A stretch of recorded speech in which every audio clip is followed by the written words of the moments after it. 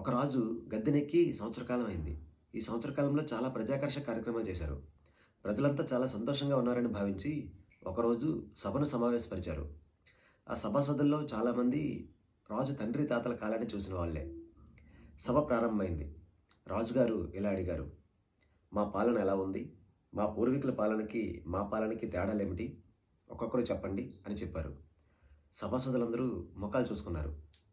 చెప్పక తప్పదంటూ ఒక్కొక్కరు లేచి మీ పాలన అద్భుతంగా ఉందని పొగిడారు.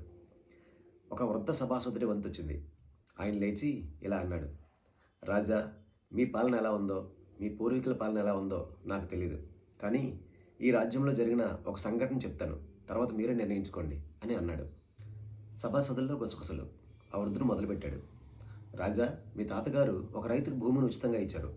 ఒకరోజు ఆ రైతు భూమిని దున్నుతుండగా ఒక బిందెలో నిధి దొరికింది. ఆ రైతు మీ తాతగారి దగ్గరికెళ్ళి, 'రాజా, మీ భూమిని దున్నుతుంటే ఈ నిధి దొరికింది. ఇది మీదే, స్వీకరించండి' అన్నాడు.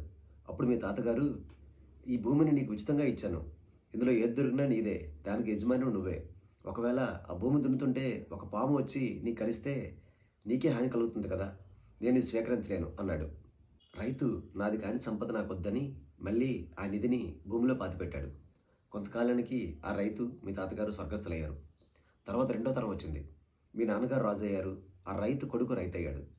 ఆ రైతు కొడుకు భూమి దున్నుతుండగా మళ్ళీ ఆ నిధి దొరికింది. అప్పుడాయన ఇలా అనుకున్నాడు, రాజుగారు తండ్రి మా తండ్రి గారికి ఇచ్చారు కాబట్టి దీని మీద సర్వహక్కులు ఆ రాజుగారివే అని భావించి ఆ నిధిని తీసుకెళ్ళి మీ తండ్రి గారికి ఇచ్చాడు. అప్పుడు మీ తండ్రి గారు, మా తండ్రి గారు మీ తండ్రి గారికి ఇచ్చారు కాబట్టి నాకు సంబంధం లేదు. ఈ నిధి మీదే అని చెప్పాడు. ఆ రైతు మళ్ళీ ఆ నిధిని రహస్యంగా పాతిపెట్టాడు. తరువాత మూడో తరం వచ్చింది. ఆ రైతు మనవడు రైతయ్యాడు. మీరు రాజయ్యారు.